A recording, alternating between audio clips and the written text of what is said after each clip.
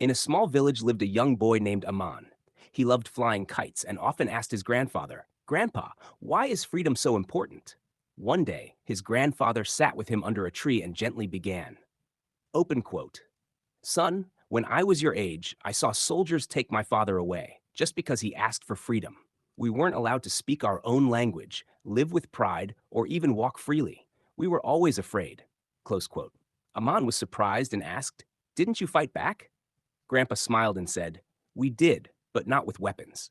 We fought with courage, unity, and sacrifice.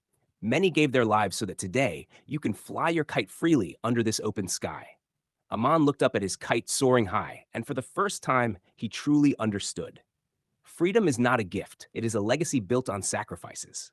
From that day on, Aman promised himself that he would always love his country, help others, and never take freedom for granted. Moral: freedom is earned through sacrifice. It must be respected, protected, and passed on with pride.